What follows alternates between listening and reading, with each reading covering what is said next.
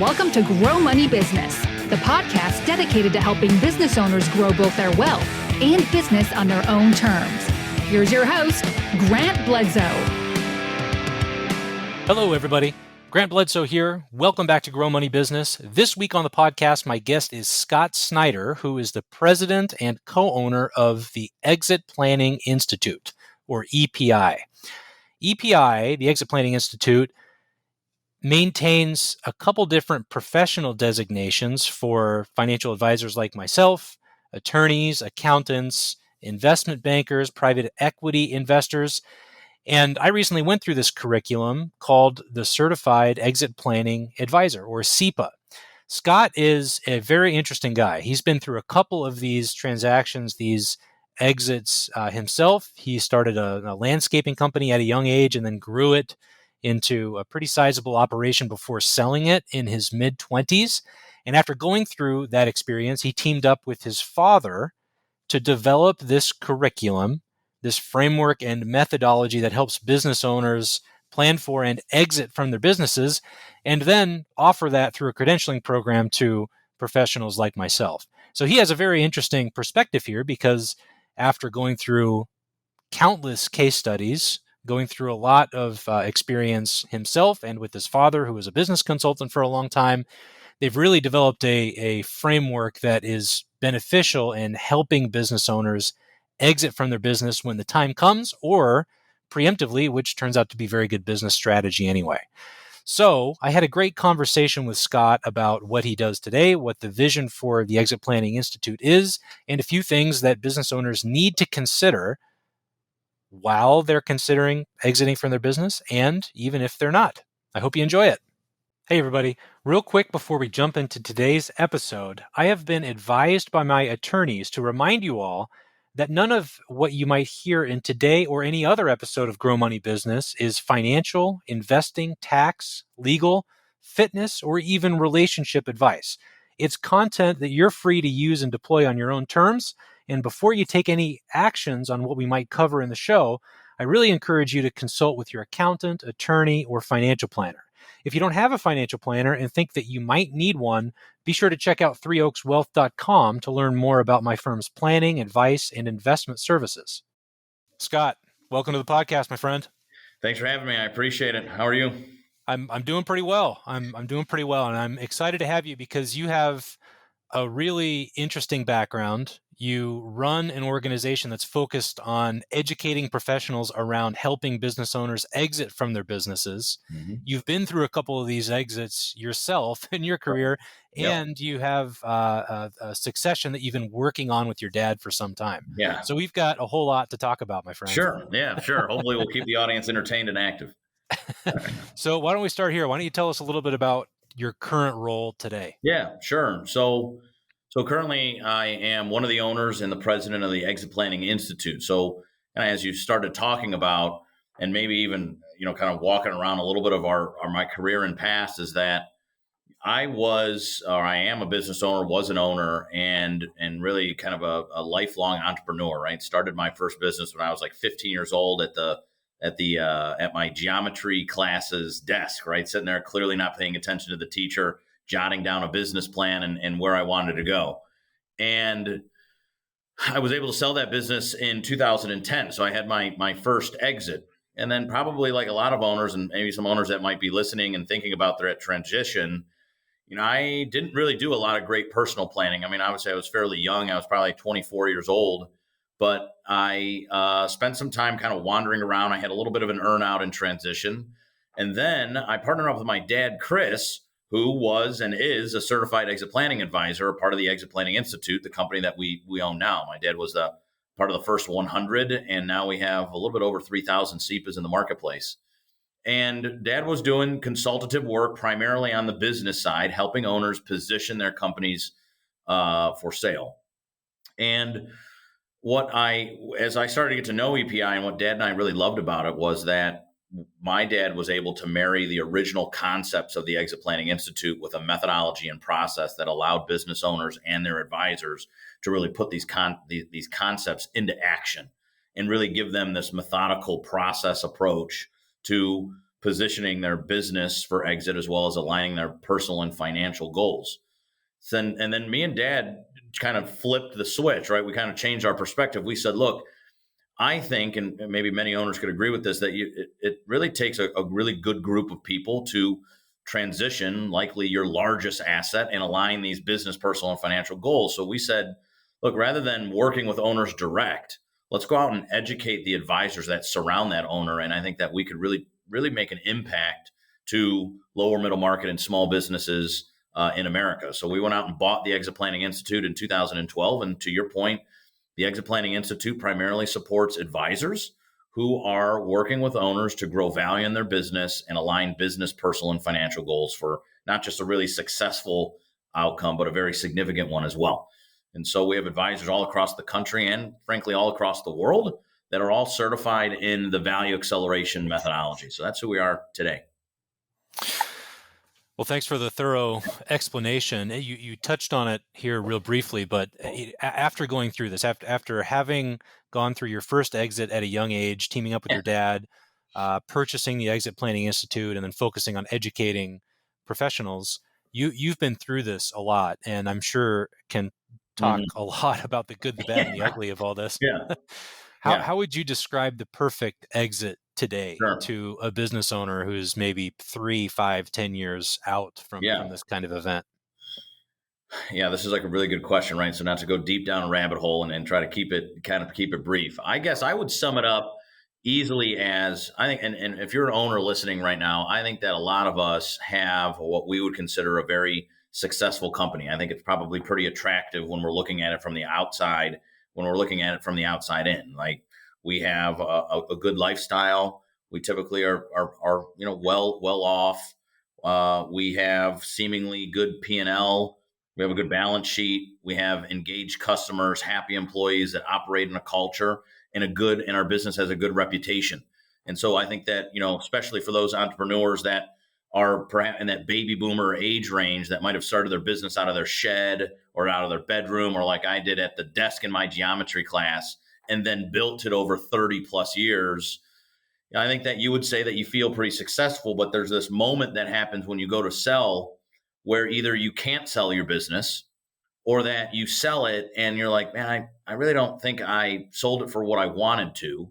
Or you sell it and seemingly gained a bunch of cash from the sale of your business, but you walk around a little unhappy and not very fulfilled or satisfied because there was really no other, personal planning that went on to it. So I think that how I would describe the perfect exit is something that turns this very successful experience and this very successful company into a very significant one. And a significant company is one that is valuable and transferable really at any time, and that has the business owner's business, personal, and financial goals all aligned. So that not only do we have a successful sale of our company or transition to it internally to our employees or our family, but when we walk away from that business, we know who we are, we know the vision that we want to live, we know the goals that we want to have, and we have a personal financial strategy to make it all happen for us with the income that we have currently, not from our business. And so I think it really embraces all of that. And I think that that's a true perfect exit. I think that, we talk about those lasting legacies, making sure our employees are happy. I think that if we're concentrated on building a significant company, one that aligns to our business, personal, and financial goals, I think that to me sounds like the perfect exit, and typically is for a business owner. Yeah, that's well put. And you and your dad have talked a lot about this and really built out, a curriculum around this concept, Right, which exactly. has been wonderful. And you and I got connected because I went through that curriculum here a month or two ago and really found it very helpful. And the analogy that I liked is that you use in this context was the 3 legs of the stool. You got to have it all balanced in some way, shape, or form in order to feel fulfilled and feel good about it post-exit. And something else that I want to touch on that relates to this is there is so much head trash that we all go through when we go through this process. Right. It's really important to have a team around you to help balance those emotions, because everybody thinks that their business is worth more than it actually is on day one. Sure. Very few people have any idea what their life is going to look like after they exit. Right. And in between that is how much you keep from the sale after taxes. And is that Right. going to be enough to fund your lifestyle for the rest of your life? There's a whole lot of emotions involved there. So how do you think about that in terms of using a team to manage the psychology and the emotional hurdles that we go through along the process? Yeah, no doubt. I think that, again, if you're a business owner listening, we all operate in teams, right? We didn't grow this significant asset by ourselves, right? Especially if you have a larger, lower middle market type company doing 25, 50, $100 million in revenue, you certainly didn't get there alone. You had a good internal team, probably somebody like a director of marketing, a COO, a CIO, all these people that surround you internally that allow you to make good decisions. And then you have this team externally that you typically, I think most owners have at least an attorney and a CPA a part of their team. So we've been always kind of taking advice. And so when we go to, again, transition this likely largest asset that we have, it's going to take a team of people to do it. And now when in this transition, we're not just talking about selling a business. We're talking about creating a plan for the next phase of our life. So whether that you're 40 years old and you have a long runway, or you're 60 or 70 years old and your runway perhaps is a little shorter, we need to make a plan for whatever that life looks like.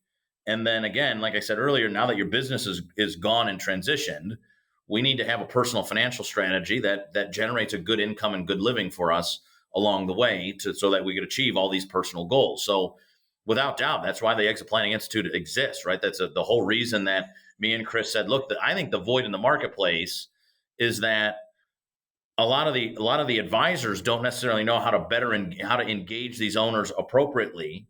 And there's a lot of concepts, again, this is back almost 10 years ago. There's a lot of concepts of exit planning floating around. What's the process and how do we get all these people involved? Remember, it's business, personal, and financial. So it's not just the CPA and the attorney that might be sitting around your table anymore. It's the CPA, the attorney. There might be an additional attorney that does estate planning. There's certainly a financial advisor that represents the personal planning and the personal financial planning. If you're a family business, there might be a family enterprise advisor. If you're thinking about selling to a third party, you might have an investment banker involved in a couple of these conversations. So your team has now grown because of this transition. This sale of your company is much more than just a sale. So no doubt, it takes all kinds of core advisors. Then once you get into the value acceleration methodology and you're in what we call the prepare gate of the methodology, there's all kinds of these functional specialties that are coming in and out of the process, right? You might have a marketing consultant, an IT consultant, cybersecurity, a life coach. You might have all kinds of stuff, all kinds of people that come in and out. But no doubt, it takes a good qualified team to make that happen, for sure. So tell us a little bit more about the approach and the process itself, Sure. then. And there's a good graphic that you have posted on the website. What is the URL for the website again? Yeah, sure. If you just want to go to something simple, two things. Go to earncepa.com. That'll take you to the EPI website. You can poke around there. Or just jump on LinkedIn, type in Scott Snider, Snider, and you can see a ton of content that we're sharing. So you can see all kinds of stuff you could read and download. Perfect. And that's Earn CEPA is CEPA, Sure Certified Exit Planning Advisor is the acronym. Cool. One of those pieces of content is a really nice ornate graphic about what this process, what this methodology looks like. And the first 2 or 3 dozen times I looked at it, it was really confusing. Sure. Okay. So give us a 30,000-foot view here of the process. And now that I've gone through the credentialing and spent a number of hours looking at this stuff and sitting in courses, now I can safely say I understand it. But give us the high level here of what that process looks like from your point of view. Yeah, sure. So if I was teaching anybody exit planning to anybody that hadn't read our book and doesn't know anything about the Exit Planning Institute, I would sum it up like this: 5, 4, 3, 2, 1. If you just remember these things, 5, 4, 3, 2, 1, you could begin to understand everything exit planning. So 5 is 5 stages of value maturity. We have to identify what we have. Once we've identified what we have, we begin to protect and build it. Once we've protected and built it, we could finally harvest it. Once we've harvested it, we can manage what we have. So that's 5. 4 is the 4 intangible capitals. And this maybe, again, if you're a business owner, this probably relates right to you. It's what we do every single day in our businesses as a business owner. We have customers that we care about and we want to grow. We have structural capital that allows us to optimize our time, be more efficient. We have social capital, which is our culture, and we have human capital, which is our people. So the 4 and 5, 4, 3, 2, 1 are those 4 intangible capitals, which is where about 80+% of our value in our business actually lies.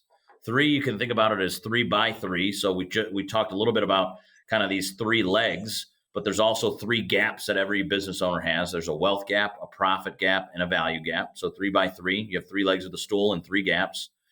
Every owner has 2 paths that they're running on. We probably only focus on one of them, though. The 2 paths are business and personal. So the personal combines the personal and personal financial into one strategy, and then the business on another strategy. Well, I always say we only think about one of them because I always think it's funny. I think as an owner, I hear advisors telling me all the time, Scott, you need to work more on your business and less in your business, right? What they're saying to me is that, Scott, you need to be more strategic and more visionary. That's really where you thrive. That's where we need you in the business. But what they don't tell me is, Scott, you need to start working on your life and stop just living in it, right? Maybe that sounds a little corny, but we don't hear that a lot. But I think that as an owner, right, we're so focused on growing this business because it's such a big passion for us that we forget sometimes that there's a whole nother thing going on out there. And so that's the 2 concurrent paths. And then there's one goal. And the one goal is to drive value really across all 3 legs of those stools: a better business, a sound personal financial plan, and a better vision and purpose for our lives, whether it be now or in the next phase of our life after we've sold our business. But to me, that's the easiest way to sum up the big chart that you said, that graphic that you said you saw. And on the flip side, if you could take anything from the conversation, you've heard both of us now talk to these 3 legs of the stool, that would be 1. The other thing you should know is that exit planning is just good business strategy. There's really nothing different. The same things that you're doing in your business every single day are the things that will make it more valuable over time and easier to sell when the time comes. So whether you're a young entrepreneur listening to this right now saying, hey man, like I'm 35, 45 years old, like I have a long runway, I don't need this yet, you are plainly wrong. Because number one, if you're doing exit planning in your business today, you're going to be dropping more net profit to the bottom line. You'll be retaining more employees and you'll have happier customers. By doing that, you're also securing a sale of your business in the future, whether that be planned or unplanned. What we also don't realize sometimes as owners is that there's unplanned stuff that comes up, like a global pandemic, like a partner death, like a dispute or divorce that maybe forces us out of our business. And the last, maybe give you a little bit of insights into the value acceleration methodology. But for somebody, again, that doesn't really know us yet and has a vision of what exit planning is, know that exit planning is business strategy. We do things every single day in our business that eventually affect our exit. And remember 5, 4, 3, 2, 1, and that'll at least get you started thinking more about what this process all entails. That last point you made, I think may have been one of the top things that jumped out at me as I went through the curriculum myself. Mm-hmm. And that's that if you're a younger person who doesn't intend to exit anytime soon, sure, good exit planning is good business strategy and good business planning anyway. Because even if you're not expecting a third party offer or proposition to come in, and you can't even envision a scenario where you might take it, all the stuff that you might do in the exit planning process is going to drive EBITDA, drive cash flow, drive multiples of valuation on top of whatever the multiple metric being used is. It's all good stuff for you, even if you don't have any intention to sell anytime soon at all. Well, that's why I said, look, if you're a younger entrepreneur, 50, 55, 45, 40, 30 years old, just starting out, I'm saying who doesn't want happier people in a great culture, optimizing their time with great process and systems, with valuable equipment, with audited inventory, with happy customers that aren't just happy and engaged, but entangled into what you do, that you've become indispensable to them. Who doesn't want more net profits? Who doesn't want more time back in their life? I could tell you that for me, I am passionate about waking up and going to work in the morning, but I could tell you that I definitely have passions outside of walking to this office every day too. And I'd like to, harness some of those things outside of my business as well. So, but my business demands a lot of time from me. So if I could decentralize myself, get a little bit more work-life balance, I'm saying, who doesn't want that? Well, by properly implementing exit planning, what we call the value acceleration methodology, you achieve those types of things and position your business for a more successful exit, more significant exit, down the road. So to your point, I think the biggest challenge for us as advisors is to deliver that message to the younger business owner so they could have a 25-year run of value acceleration centric business operations and alignment of those three legs of the stool, for sure, without doubt. How old were you when you sold your landscaping business? It was a landscaping business. Yeah, it was a landscaping business. So yeah, before I put on this fancy button-up shirt and taught in like an educational setting, I owned a landscape construction and maintenance company. So I sold that when I was 24 years old. So that would have been like April of 2010, give or take. Okay. So you're 24 at that point. Now Yeah. your career has taken a bit of a shift. Cool. Yeah, quite a bit. Yeah. No, That was a big year for me, man. I sold my business. I got engaged in November of 2009. Bought a house. Bought a house in 2009. Sold my business in April 2010. And then got married in July of 2010. So big year in the Snider household that year, without doubt. But yeah, I was 24 years old when that happened. Yep. Very nice. So you got engaged to your future spouse, Mhm. promised all this Oh yeah. stability and Right. future good stuff, and then turn around and just change I the can whole tell you, thing, man, right? I remember sitting at lunch here at a local like restaurant with my, I guess my now ex-wife's parents, and talking to her parents about what I just did, which was sell my company. And they're not business owners. They kind of didn't really understand the process. But when you mentioned stability, I remember her dad just looking at me like, dude, like you're supposed to marry my daughter. Now you just sold, like, what are you going to do? Like, this is who you are, which honestly is one of my early on business lessons where it's like, I really, and maybe some owners can really relate to this, young and more veteran owners.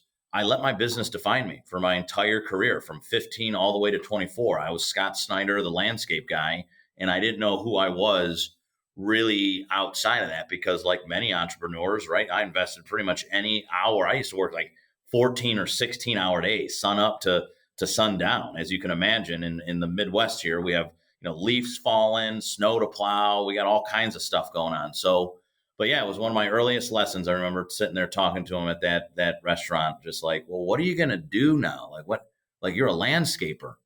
And I was like, I guess I never thought about that. I really considered myself more of an entrepreneur than a landscaper, but I don't know. But I had done really no personal planning. I had got a really good offer and I took the offer. So looking back on it now, this Yeah. was 2010, you said. 2010. Yes? Yep. 2010.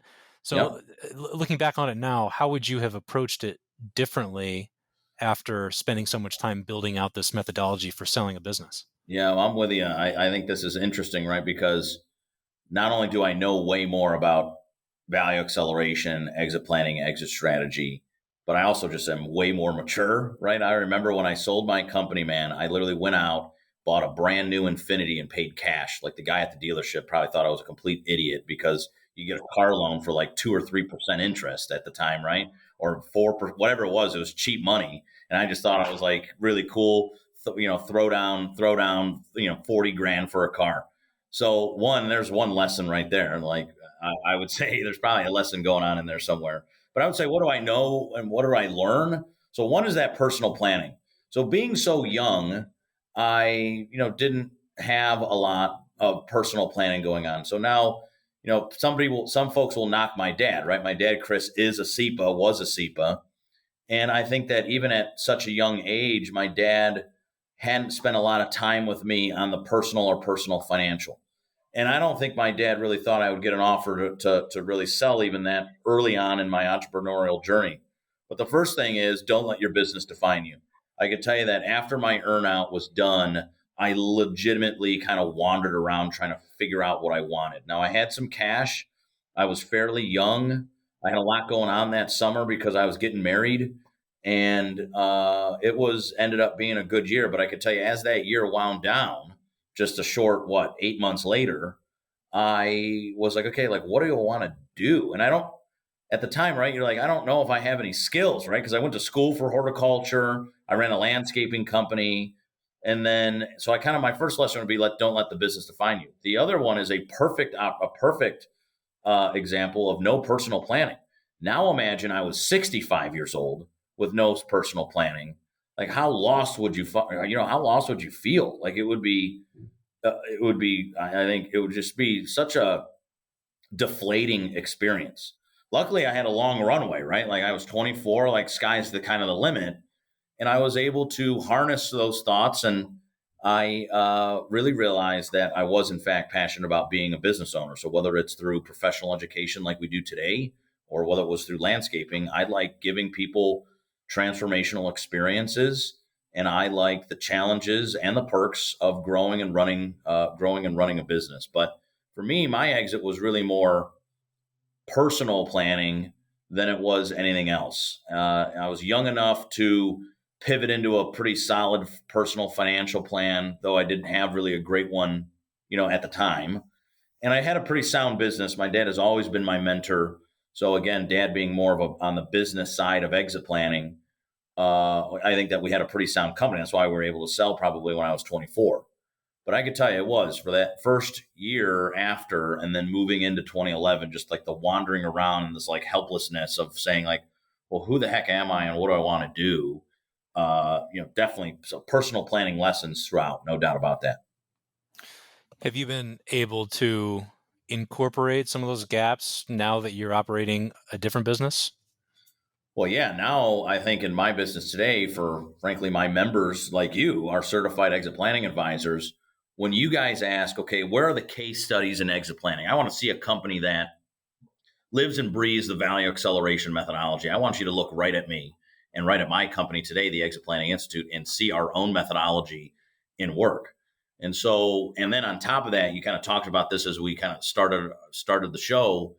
I'm in a family business and a family business transition too. So there's like a whole nother component on top of our business today. But yeah, without doubt, I mean, I decided, I said, look, after we bought EPI and after that would have been in 2012. As I hit 2014, I came in to run EPI and pretty much the position and the capacity that I am in today.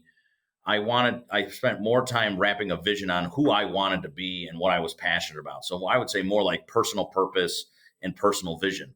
And then I just started creating a plan for that. So the fastest way to get to where I want to go was being an entrepreneur, right? And now I have this, I know that I don't work more than 65 hours a week. That's all my business is going to get from me. So I know that I need to decentralize myself and hire really good people to help me get to the places that I need to go. And I know that my business is just another asset inside of my overall portfolio. It's not, it's not an operating entity. It's an asset inside of my personal financial portfolio. So now that's incorporated into my personal plans. And then I have my personal plans. Like, where do I want to be at when I turn, like I'm 36 right now. So like, where do I want to be when I'm 40? Where do I want to be when I'm 55? And maybe where do I want to be even when I'm 60? And I feel at least that my life is fairly balanced today. And I feel that although my personal and financial plans could probably be a little bit more written and sound and solid, they are more there than they've ever been before. And then my dad in his early 60s is also like in a transition mode, right? So as a pretty traditional baby boomer business owner, my dad, Chris, is also saying, okay, over the next 2 to 5 years, what does my life look like? And how do I start to buy some of Chris's 51% out? And so there's a whole family dynamic and plan for that. So, and then I have a younger sister outside of the business. So like family meetings, just estate planning conversations are certainly more, are different than they've ever been, and certainly more productive than they've ever been before as well. Yeah. I like how you frame that. Yeah. And that the business is an asset that sits inside your personal plan. You're, as you said earlier, your identity is not wrapped up in the business. You have a vision for what you want to do in your life, and this sits inside that vision, but it is not the vision itself. Well, I think this is really hard too for family businesses, right? Because I think a lot of family businesses are about legacy, right? Especially here in the Midwest, you have these like fairly traditional Midwest manufacturing companies that were started by great grandpa in the shed in his backyard in this rural community then grandpa took it to the next level and bought the building, and then dad took it to the next level, expanded internationally, and then you have this 25-year-old or 35-year-old fourth generation son that naturally has been working in the business ever since he could broom a floor. And he's actually sitting there like, I love working in this business, but I don't know if I ever want to own it. Yeah. So, and I think that Or there's, like, I kind of want to be a musician. well, that's what I'm saying. Like, I can tell you there's a great book that me and my dad use to help guide our family business conversations, a book called Every Family's Business by Tom Deans. And I don't know Tom, I'm going to paraphrase kind of Tom's story from what I recall, from what I remember. Tom was that guy. He was in Toronto, Canada, living in Toronto, Canada with his family, and he was inside of his dad's company. His dad said, Tom, I want you to have this company. And he said, Dad, I do like working here, but I don't want to own this company. He's like, Dad, I would challenge you to think about our family wealth or our family business more like family wealth, to say, look, I think that we should, if you're done with this business, I think that we should sell it, take the 25 or $50 million that we might sell it for, and go buy a different business that I'm passionate about. So it's not just about the family business. It becomes more about the family enterprise and the family wealth that the business created. So I think Tom ended up buying like a publishing company because he was passionate about teaching and writing and publishing. And that's what Tom does today. And so I think that there's a whole nother dynamic when you bring in that kind of family business perspective, but like asking and answering these types of questions about, what vision do I want? My business is an asset, a vehicle for me to achieve those ultimate goals. Now, again, it's likely your largest asset, so it's going to power a lot of it. That's why it needs to be ready and attractive to sell when the time comes. But nonetheless, I think that too many owners get caught up in, manufacturing that bolt, mowing that lawn, delivering this pet professional education, whatever it is, and they don't pause to think like, hey, man, this is like a part of something way bigger. Yeah, that's well put. So what's it been like so far working with your dad and going through this potential earnout here over the next few years? Yeah. So I can tell you we're probably pretty traditional in some sense, in some family business sense, right? Like Dad finally relinquished the president's title this year after me operating, kind of in this position since 2014. So there's like that family business dynamic. But again, I'd like to think that me and my dad have a really good relationship. We just experienced the Thanksgiving holiday, so I don't think me and Dad sat around that Thanksgiving table at all this year and talked business, which is certainly a perk for my mom, who doesn't want anything to do with business, right? She likes the lifestyle, but she's like, I'm not a business person really at all. And so me and my dad practice, though, a lot. I would say for any family business, it takes practice and practice and practice and open communication. And so we do exercises like the book that Tom Dean's Every Family Business book. We do his family business blueprint in the back. We lay out a strategy, a 3 to 5 year strategy. We follow the value acceleration methodology. And I think over the last 2 years in particular, I've never seen my dad more so than ever before plan personally and financially. So again, my dad's now there's a few kind of events though that have happened, right? So first you have your pandemic. So if any baby boomers listening, you're probably like, man, I don't know if I could navigate another crisis. Like I'm pretty good at them. If I'm a baby boomer, right? I've handled a lot of crisis, but now we got the pandemic. We got all kinds of stuff going on. Maybe it's time for me to just take some chips off the table and do something else. So I think my dad was hit with that kind of mentality. I also think that my dad, well, I know that my dad became a grandfather. So my sister, I have stepkids, but my younger sister had her first baby. So they are like grandparents now and have totally fallen into this grandma and grandpa role. And I think that my dad has started to investigate, life outside of business more so than ever. So my dad, I'll give him credit because he's relinquished control as the managing partner or the majority owner of the Exit Planning Institute.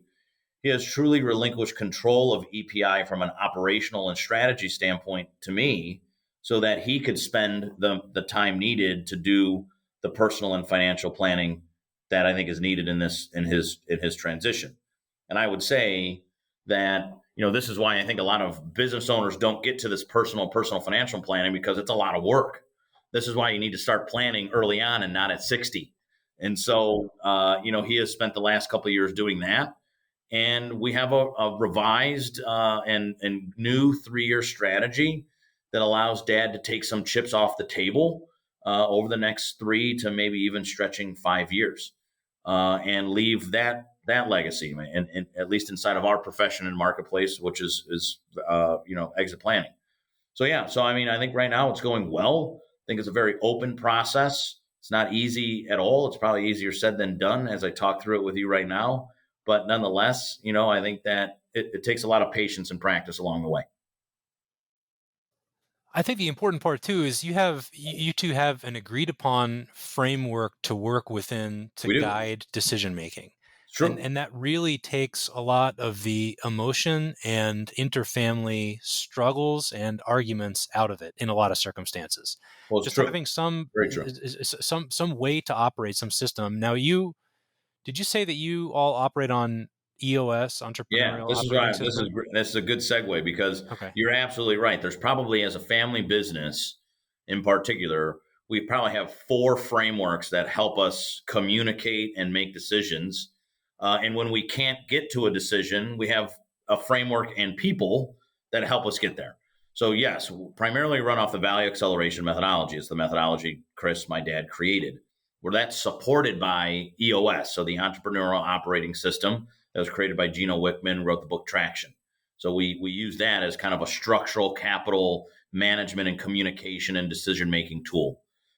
We also use Tom Dean's Family Business Blueprint. It allows us to ask pretty hard questions and have guided conversation. And I would say the 4th framework are people. We have an exit planning team. I actually was just writing a case study on our own business, talking about the forming of a team. So we have 2 financial advisors, one that represents Dad, one that represents me. We have a CPA that represents really the business and takes care of our taxes and all that kind of stuff along the way. We have a business attorney that also functions as my dad's personal attorney. I also have an attorney for my interests in the business that represents me personally. Then on top of that, we have an estate planning attorney, right? So now this table is getting pretty expensive, but nonetheless worth it. And so we have an estate planning attorney. Then we have a what I would consider like a risk advisor, an insurance provider that looks at all of the risk inside of our business. And then we have a consultant type person that focuses on really business growth. So we have this kind of, again, very holistic view, very well-rounded exit planning team that represents the business, Dad, and then me at different points in the equation. And in fact, now that we're talking about it, we have a meeting with them coming up. We have an annual meeting where we get everybody together, business, personal, and financial, and talk about that revised 3-year strategy and solicit opinion back from everybody. So that's that 4th frame. That 4th framework is the team itself. I like how robust it all is. I mean, and it's expensive, really, right? So I think that any owner listening to this show right now is probably like, Scott, that sounds great, but like that's a crap ton of money, right? And I'm saying it is, but I'm also trying to build a multi-million-dollar asset that I'm going to sell one day. So if I have to spend, $50 extra $1,000 a year to secure that transition, that sounds like probably a good spend of money for me. Yeah, it's a lot less expensive than doing it incorrectly. Now, right, both from an emotional standpoint and from a literal physical standpoint, for sure. Absolutely. Now, does your sister work in the business at all?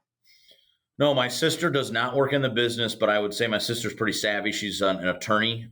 She right now she went to school for entertainment law. She now works in real estate law. So she actually works with a lot of business owners that particularly own real estate, both commercially and residentially.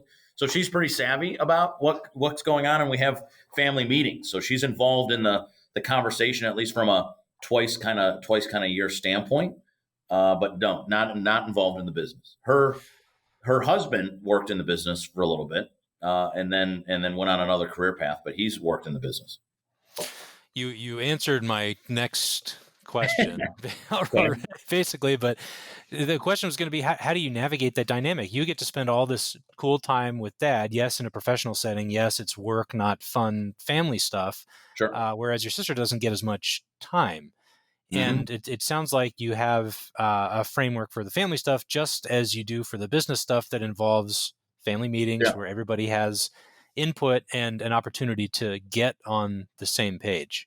Well, I can tell you that my sister Ashley and her husband Dan are definitely all stars of the family right now with their new baby Finn. The kid's like maybe 6 or 8 months old now, right? So they are definitely, talk about holiday time, they are definitely all stars. Nonetheless, yeah, I mean, we have a framework for a meeting, right? But we also just, and to me, I know this is, again, way easier said than done. It's about open and respectful communication. And so I have always been close with my dad. I've always been entrepreneurial. My dad's always been a close advisor to me, even in my early days. And then I chose to take the risk, frankly, and go own a business with my dad, both the family risk of potentially ruining a relationship if something goes terribly wrong, and then the business risk that any business owner takes by going out and starting their own business. And Ashley and Dan will certainly get benefits from that family legacy that my dad really kind of started and that we've built together. And we have an understanding, right? Ashley certainly had a fair shake. We could certainly use an legal counsel internally. My sister's also one of the most creative people I've ever met in my entire life.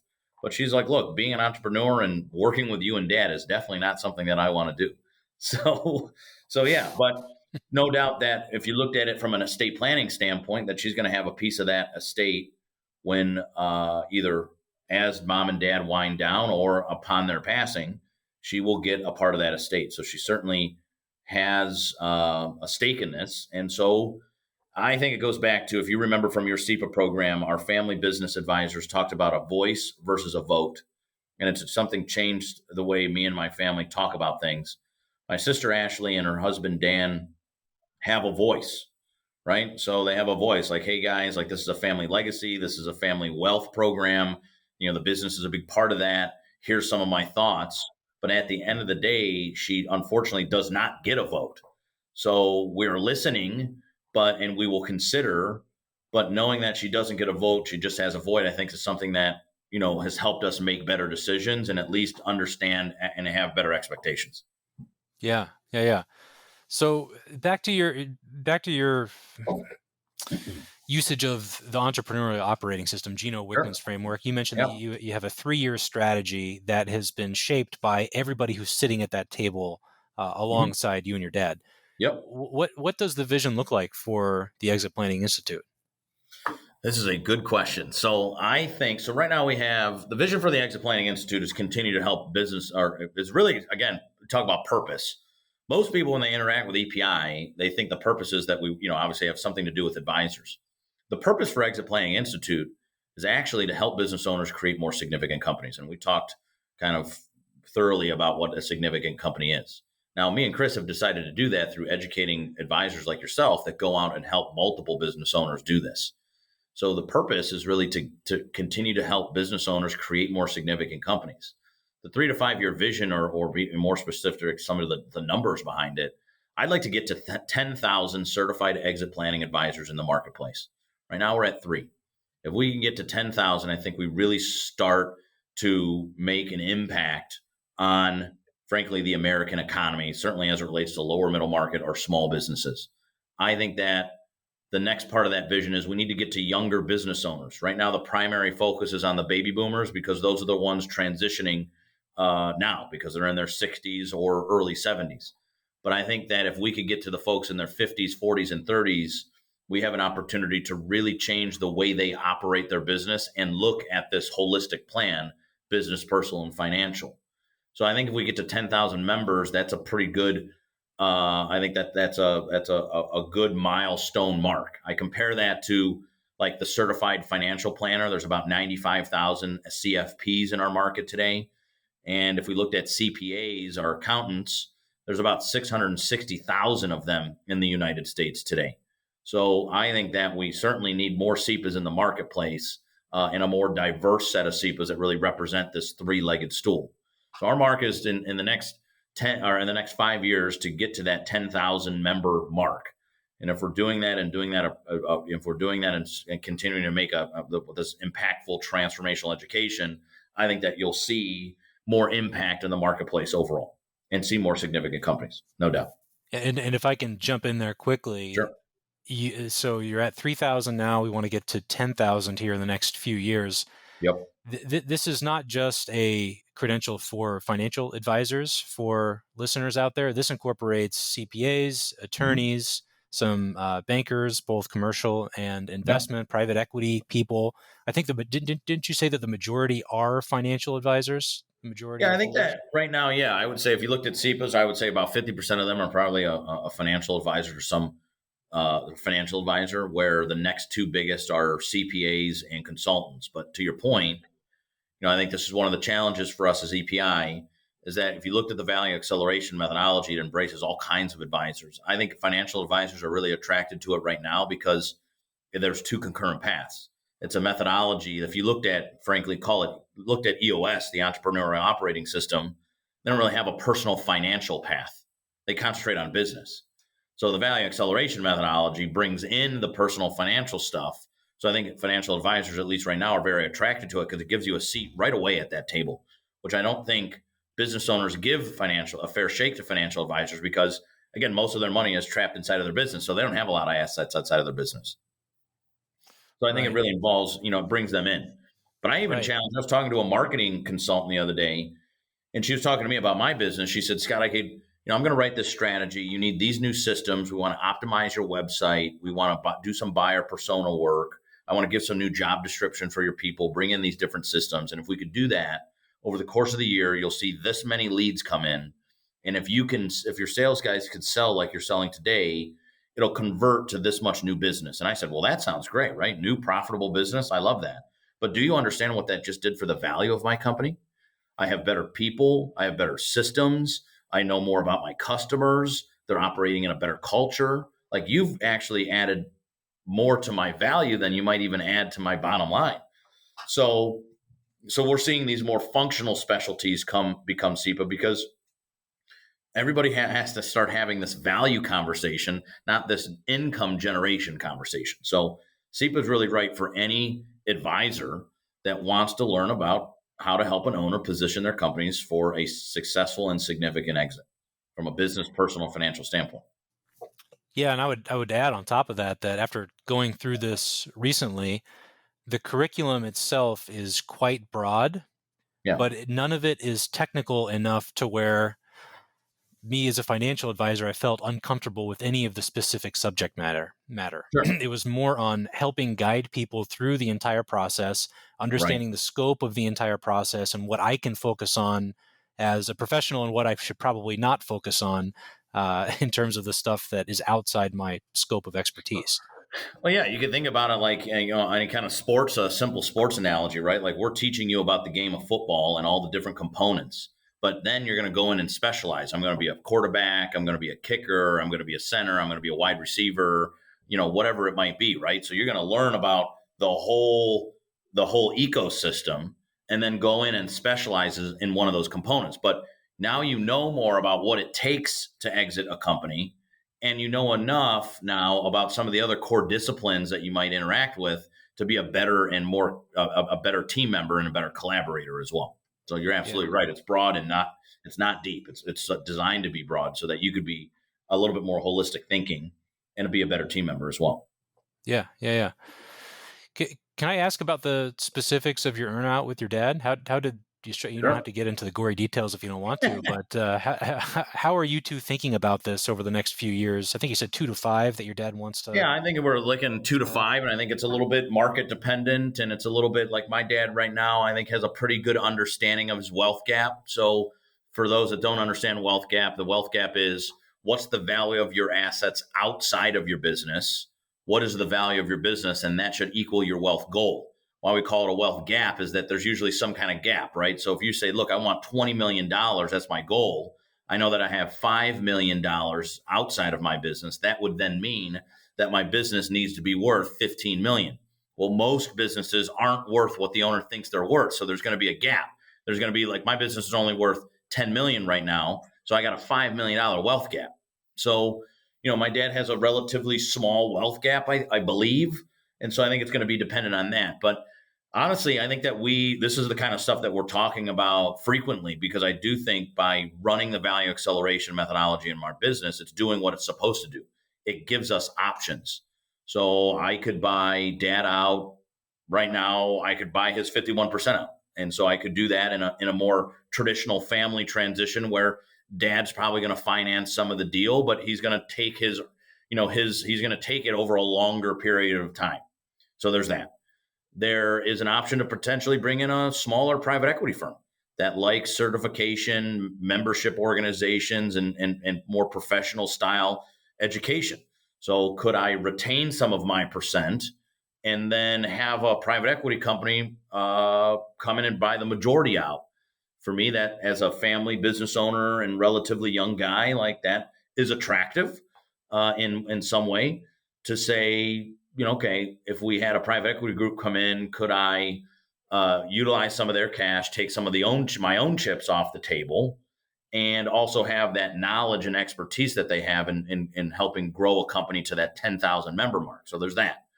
I think that there's probably maybe one or two other options. I think that our core executive team here, we could do some form of an employee buyout. I don't think we're ESOP ready, but I do think that you could think about it as a management type buyout and take some chips off the table.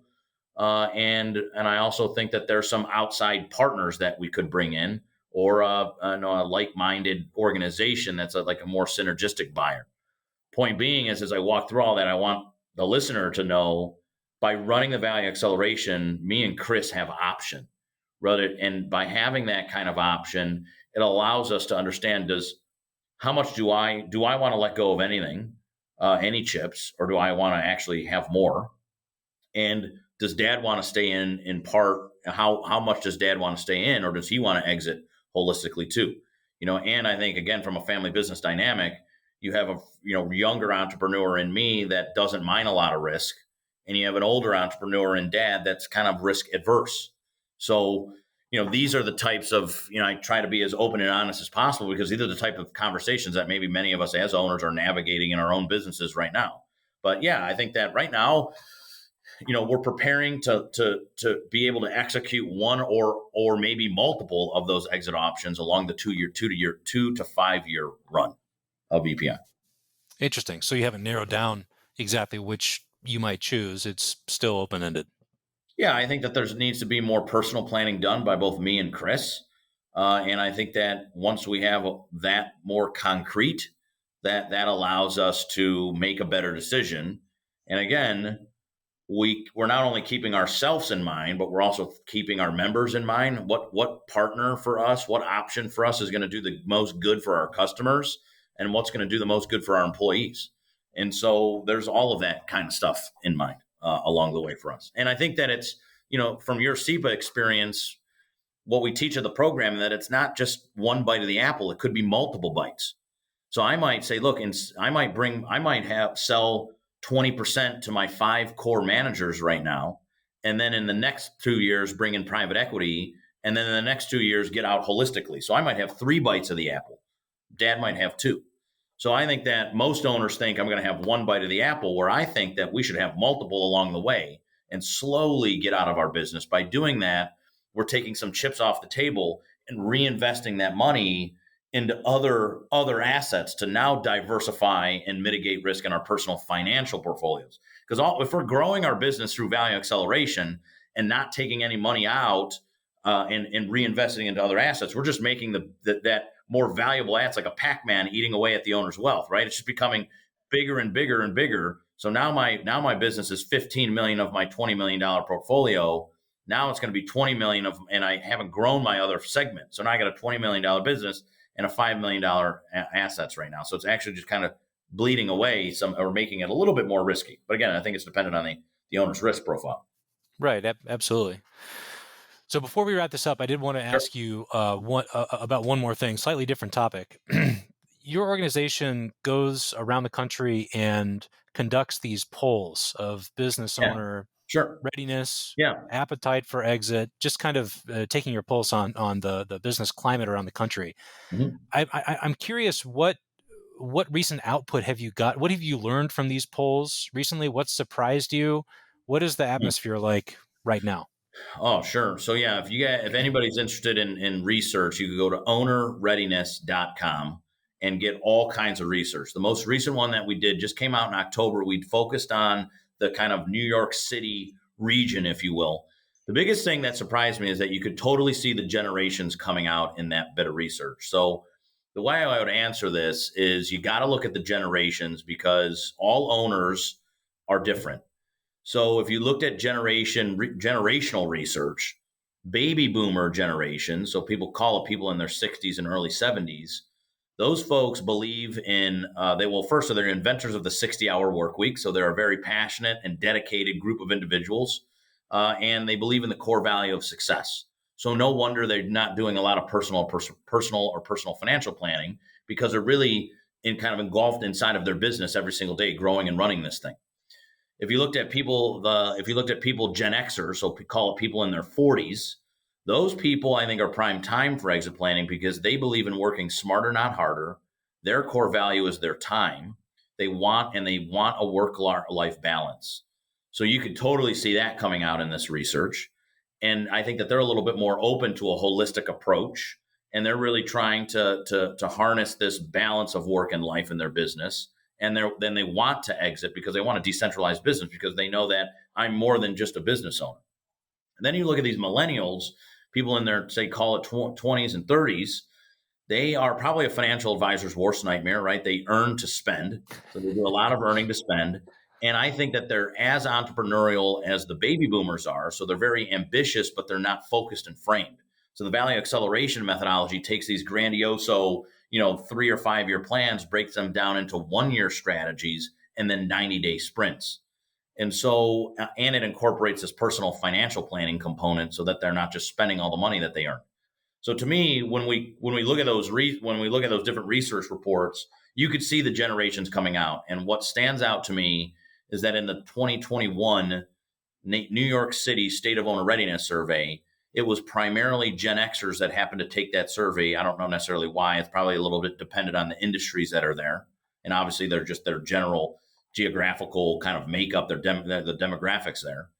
But no doubt that they were more open to wanting to go down an exit planning process. They knew about a more of a holistic approach, and they were really trying to have a more work-life balance. So that thing that stands out. So that's nice for us because I think that it shows that the value acceleration methodology, I think, is certainly well in the marketplace. We have a pretty good New York City presence, but the generations to come are more open-minded to what's this holistic approach and how do I grow a significant company? So that's the things that stand out for me. That's interesting. Do you expect to adjust the methodology to focus on the methodology includes a holistic approach, but as the generations change and you see this coming through in the polls, do you expect to adjust the focus in the curriculum at all? Grant, you must have been sitting in our strategy meetings leading up to this leading us to the show because, so one of the biggest outputs, frankly, so every year I take my executive team out of the office and we go somewhere cool for like 3 days. And then we butt it up to a weekend so that we could also have some fun. So this year we went down to Florida and we spent 3 days in a cool beach house, really strategizing about where we wanted to go. And one of the biggest things that came out of that meeting was a Walking to Destiny 2.0 type version. So Walking to Destiny is Chris's book that launched this value acceleration process into the market. If you read the first section of that book, it's focused around marketplace. And really, again, that was 5 years ago in 2016. So already as these 30-year-olds, 40-year-olds, and 50-year-olds start to be more kind of prevalent in the marketplace, we need a revised copy. So I don't know if the methodology itself will change, but I think the way we talk about the methodology will, because I think right now we're really focused on how do we help these baby boomers transition because they're the most immediate people that need this.